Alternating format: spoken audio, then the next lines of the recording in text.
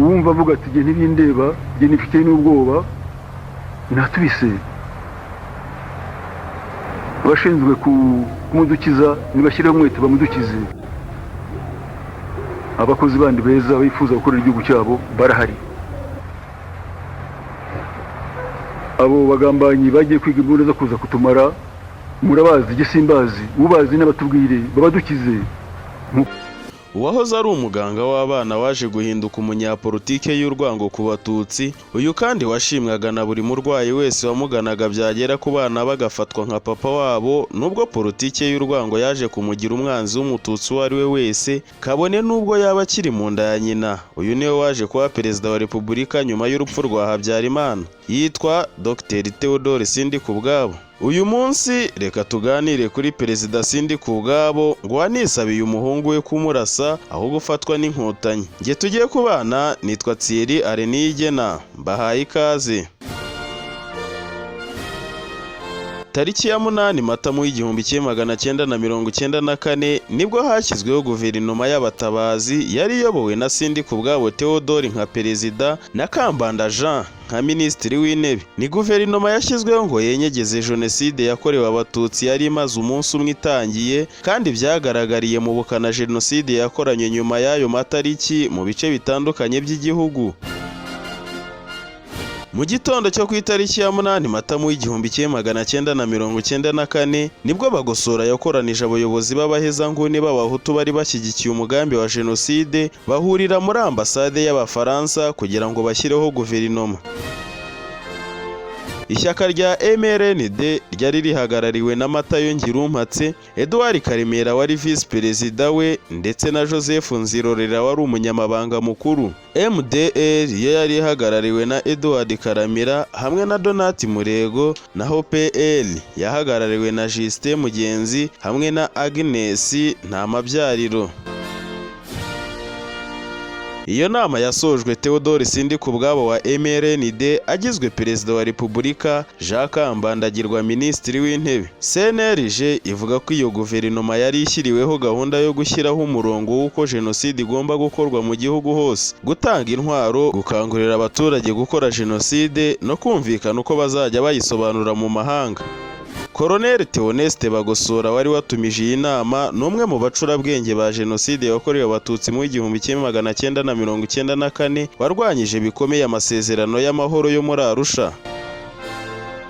Guverinoma y'abatabazi yari yashyizweho binyuze mu nama Bagosora yatumije, yageze ku ndunduro yayo ku wa 4 Nyakanga mu 1994 ubwo ingabo za RPA zahagarikaga jenoside yakorerwaga abatutsi, maze hagashyirwaho guverinoma y'ubumwe ku wa 19 Nyakanga mu 1994.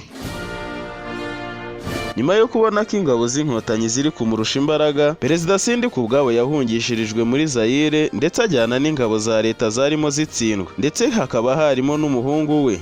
Sindikubwabo na guverinoma ye bageze muri Zaire bakomeje gukora nka guverinoma, nubwo icyo gihugu cyari cyabihanangirije ko batagomba gukora politiki. Gusa siko byagenze, kuko yemereye abasirikare kwinjirana imbunda n'izindi ntwaro, kandi ubusanzwe mu mategeko mpuzamahanga agenga impunzi bitemewe.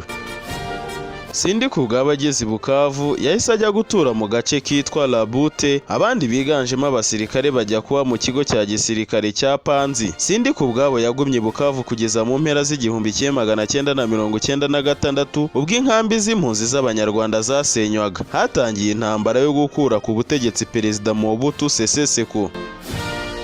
Sindikubwabo yavuye i Bukavu agana muri Kivu y'Amajyaruguru ashaka gukomeza Kisangani, ari kumwe n'umuhungu we Cesar n'umushoferi wamutwaraga witwaga Narayamenye Samuel, wahoze mu ngabo zarindaga Perezida Juvenal Habyarimana. Narayamenye niwe musirikare rukumbi mu bamurindaga wari umusigayeho, kuko abandi bari baramuretse nyuma yo kumara igihe badahembwa, nta n'icyerekezo cya leta ye babonaga. Amakuru dukesha Igihe avuga ko ubwo bari bageze hagati ya Nyabwibwi na Ngungi Masisi mu ntara ya Kivu y'Amajyaruguru, bahawe amakuru y'uko ingabo za Laurent Désiré Kabila zifatanyije n'iz'u Rwanda zafashe uduce twinshi twa Kivu y'Amajyaruguru. Basaga n'abagoswe ku buryo icyari gisigaye ari ukunyura mu mashyamba no gushakisha ubundi buryo butari uguca mu mihanda, bivuze ko kwari ukugenda n'amaguru. Ni ibintu bitari korohera Perezida Sindikubwabo wari mu myaka y'izabukuru ikabakaba 70 ndetse akaba yari anafite ibindi bibazo by'uburwayi. Theodore Sindikubwabo amaze guhungira i Bukavu yakomeje kwitwara nka perezida aho mu buhungiro, anakomeza kuyobora ibikorwa byari bigamije kugaruka kugaba ibitero mu Rwanda. Sindikubwabo amaze kumenya ko aho bari bagiye hafashwe kandi nta mbaraga zo kwiruka mu mashyamba afite, yasabye umuhungu we wari urangije muri kaminuza i Butare na Narayamenye kumwirasira aho kwicwa n'umunaniro mu mashyamba cyangwa agafatwa miri n'ingabo za Kabila cyangwa inkotanyi. Narayamenye yavuze ko bamutwikiriye ikintu mu maso mu modoka ye, baramurasa umurambo bawusiga mu modoka, barakomeza barahunga. Narayamenye wari kumwe na Perezida Sindikubwabo apfa niwe watanze amakuru ayaha bagenzi be biganjemo abasirikare bahoranye muri FARC, gusa Narayamenye nawe yaje kugwa muri Kongo azize uburwayi. Ntago bizwi niba umurambo wa Sindikubwabo niba waba warashyinguye n'abagiraneza b'i Masisi aho wasigaye, gusa abo bantu babiri bari kumwe nawe bavuze ko batigeze bamushyingura. Mu gitabo cy'umunyamakuru Philippe Gorevich kivuga kuri jenoside yakorewe Abatutsi yise We wish to inform you that tomorrow we will be killed with our families, Sindikubwabo ari mu baganirijwe agaragaza kwinangira ku ruhare rwe muri jenoside yakorewe Abatutsi.